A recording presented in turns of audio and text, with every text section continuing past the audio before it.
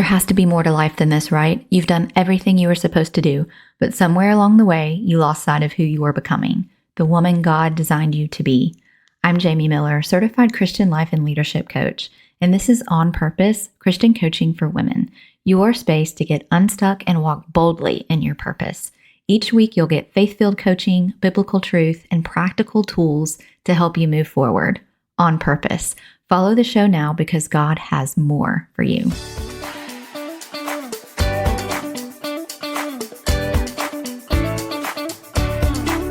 Hey, welcome back to On Purpose. This is Jamie Miller, and today's episode is one that every woman needs to hear.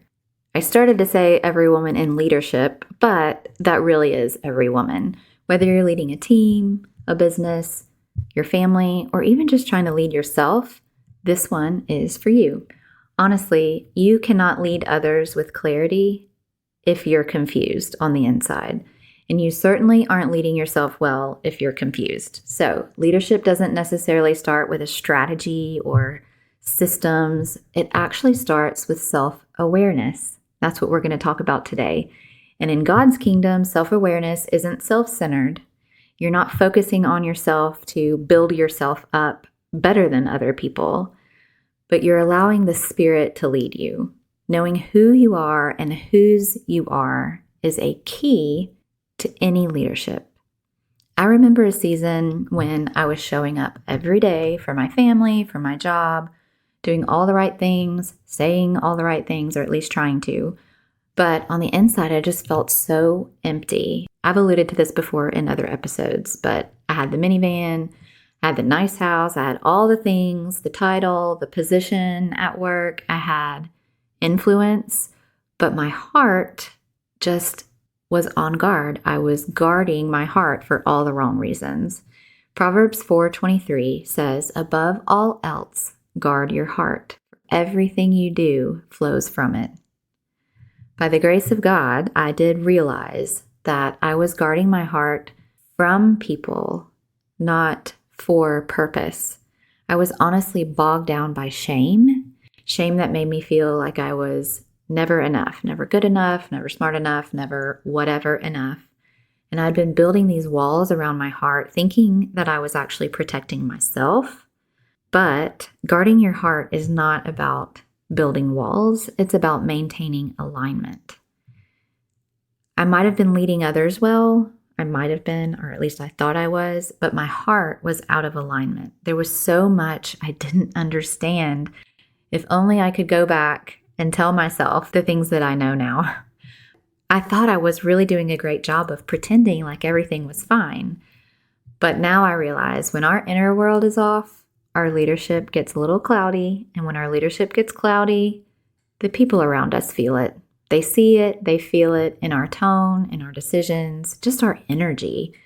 Even if we don't realize that they do, they're seeing it. So if you've ever felt yourself snapping at people, even people you love, even your family, your kids, or you feel like you're doubting your calling, you feel like you're not enough, you feel like you're just going through the motions, running on autopilot and hoping that it's all going to start making sense, I just want you to know that that's not failure, it's actually feedback. It's not the problem as much as recognizing the symptoms so you can do something about it. So here's something that I've learned from coaching some incredible leaders over the years. If you don't have self-awareness, you are not leading yourself well. If you're not leading yourself well, you're not leading others well. So self-leadership starts with three things. The first one is awareness, noticing what's really going on beneath the surface. You can ask yourself, what am I actually feeling right now? But here's the key. What's actually driving it? What's the reason behind those feelings? Awareness is where clarity is born. Number 2 is alignment, making sure your actions actually match your values. As women, we often lead from obligation instead of conviction, where we do things and say things because we feel like we have to, not from the conviction of our true values. A lot of women that I've coached over the years were not even really sure what their top values were. What are you convicted by? When your decisions flow from who God says you are, Peace follows, even in pressure. The third one is accountability, inviting the Holy Spirit and some trusted people to speak into those blind spots. Iron sharpens iron. We talked about that last week. True strength doesn't come from being misindependent. It comes from integrity. You need to understand the way other people see you. You need people that you trust to let you know so that you can listen with humility and make some adjustments. Be accountable for your behaviors. And this is all the heart of faith-filled leadership. Not perfection, not trying to be perfect, but just the pursuit of being more like Christ in how we think, how we respond, and how we influence others. Because ultimately, people aren't following you because of your position. They're following you because of your presence. Let's dig into the psychology of it, the fascinating part. Research in emotional intelligence actually shows that the most effective leaders have really high self-awareness. It's one of the 4 core pillars of EQ, or emotional intelligence. In other words, leaders who know what they feel and why they feel it make clearer decisions and communicate with more empathy. Neuroscience actually calls this metacognition, the ability to observe your own thoughts and emotions instead of being ruled by them. But let's call it spiritual maturity, spirit-led self-awareness. It's the spiritual version of emotional intelligence, learning to pause, notice what's happening, why are you feeling these things, and then invite God in before you respond. Kind of a what would Jesus do situation. When Proverbs 4:23 says guard your heart, it's not just poetic, it's actually psychological wisdom. Then we have Luke 6:45 that says, the good person brings good things out of the good that's stored up in the heart, and the evil person brings evil things out of the evil stored up in the heart. For out of the overflow of your heart, the mouth speaks. What are you storing up behind those walls of your heart? Your heart is literally the control center of how you lead, how you love, and ultimately how you live, even from a mind psychological perspective. The real flex, though, is being able to use your mind to make decisions that protect your heart, and using your mind to stay mentally aware and in control of your emotions. One of my favorite things to do is facilitate team building sessions where I can help people learn about themselves. That's always how it starts. We learn about ourselves first, then we learn about teammates and how our behaviors affect our communication and perceptions of other people. Sometimes the way we think other people see us is not actually the way that they truly see us. In other words, the image you are trying to portray is not always the image that is perceived. Let me say that again.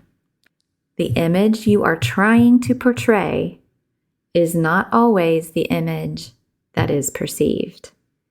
If you're behaving a certain way or reacting maybe without thinking about your response first, you may believe that the people that you're leading, even your family, your husband, your kids, anybody, you may think that they understand where you're coming from.